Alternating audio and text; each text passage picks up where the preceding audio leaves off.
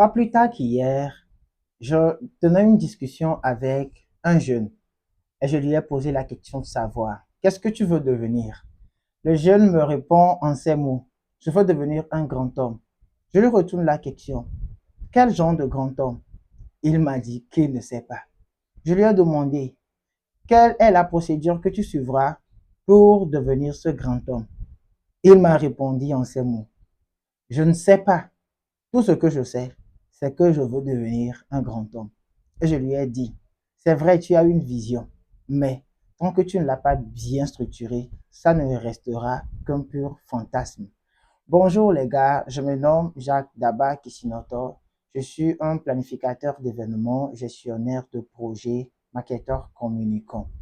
Après avoir tenu cette discussion, j'ai pris la décision de faire cette vidéo pour expliquer bien de choses à plusieurs personnes. Parce que j'ai remarqué que nous sommes là, nous avons tous des visions, mais il y a beaucoup de choses que nous ignorons encore. Donc, dans cette vidéo, très spécialement, nous allons définir ce que c'est que la vision. Après, nous allons dire le pourquoi il est primordial de fixer une vision ou bien d'avoir une vision. Et en troisième position, nous allons parler et dire comment est-ce que nous pouvons définir ou bien fixer ou bien avoir une vision.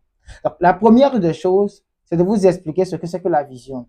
Une vision, c'est un rêve, c'est un objectif, c'est un but à atteindre. Et je peux également dire que la vision, c'est une image ou bien une projection de notre propre personne dans le futur. Qu'est-ce que je veux être? Qu'est-ce que je veux devenir? Qu'est-ce que je veux avoir plus tard? Avec qui je veux marcher? Avec qui je veux avancer? Donc, très clairement, la vision, c'est un objectif qu'on se fixe soi-même. Maintenant, pourquoi est-ce qu'il est primordial d'avoir une vision? Avoir une vision nous permet de centraliser nos efforts, de savoir exactement ce que nous devons faire, quand nous devons le faire et comment est-ce que nous devons le faire.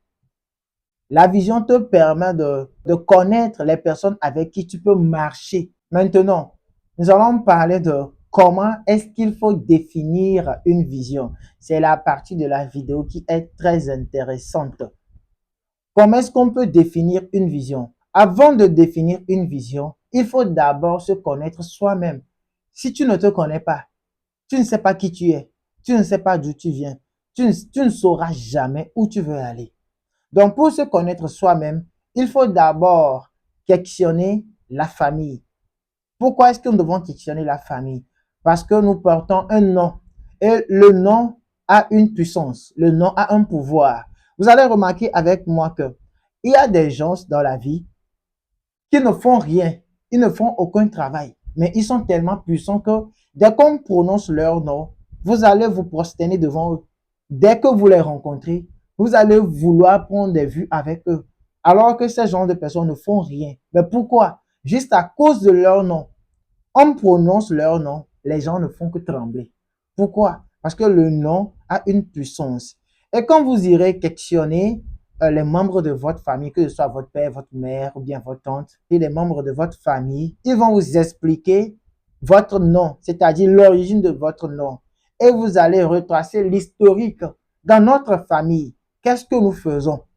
Quelle est l'activité principale que nous faisons?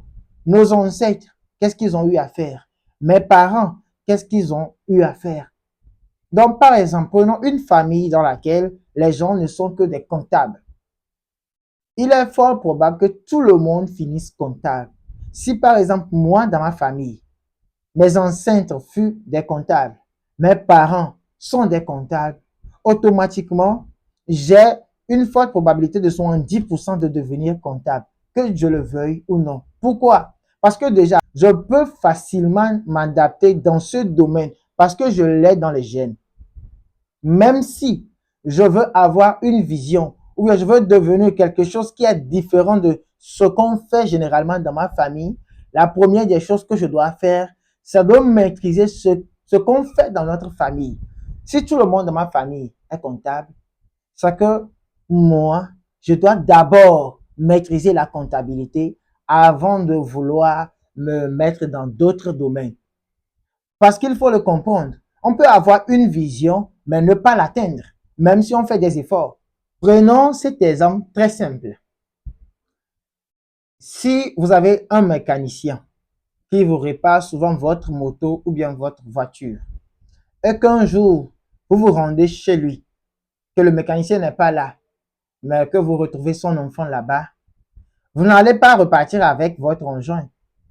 Il suffit que cet enfant vous dise, mon papa n'est pas là, mais je peux le faire pour vous. Automatiquement, vous aurez confiance en cet enfant. Parce que dans votre tête, vous allez vous dire que si vraiment c'est son papa qui est le mécanicien, alors il est fort probable que cet enfant aussi maîtrise la mécanique. Vous voyez un peu? Et puis, je donnais l'exemple de la comptabilité.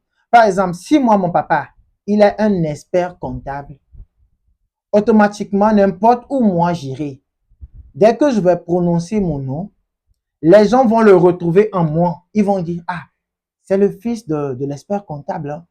Un jour, lorsque j'irai postuler dans une entreprise qui connaît mon papa, je n'aurai même pas à beaucoup parler. Ils n'auront même pas à me faire un entretien d'embauche parce qu'ils vont se dire, mais si son papa, c'est l'expert comptable et que lui aussi il vient postuler pour être un comptable, c'est qu'il doit maîtriser la comptabilité, peut-être plus que son père. Vous voyez un peu? Donc, il est très facile qu'on qu'on recommande nos services ou nos produits juste à cause du nom que nous portons. Par exemple, si je veux finir président ou bien ministre, dès aujourd'hui, il y a des relations que je ne dois pas avoir parce que j'ai une vision, j'ai un rêve.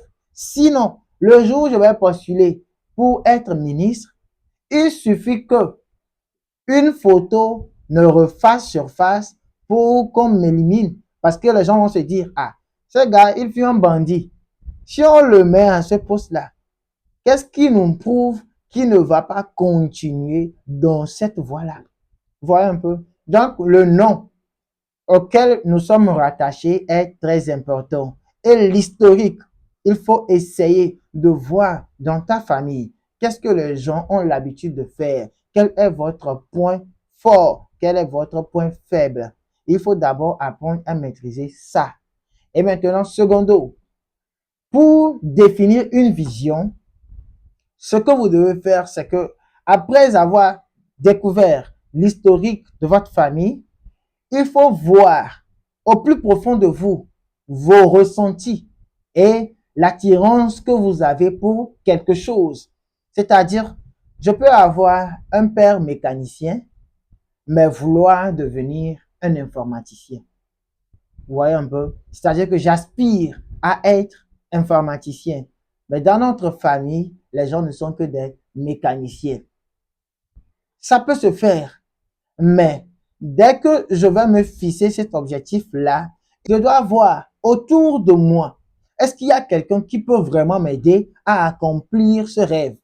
Dans ma famille, est-ce qu'il y a quelqu'un qui peut m'aider à accomplir ce rêve? Il faut vraiment maîtriser ce que vous faites dans votre famille avant de vouloir vous diversifier. Parce que ce que vous faites souvent dans votre famille peut être plus rentable que ce que vous voulez vous-même faire. Donc voilà, à peu près dans cette vidéo, nous avons parlé de la vision, ce que c'est que la vision, pourquoi est-ce que nous devons avoir une vision et comment est-ce que nous devons définir une vision. Donc, veuillez me retrouvez-moi dans les prochaines vidéos pour parler des objectifs et des stratégies à adopter pour vraiment accomplir notre vision. Et sinon, salut.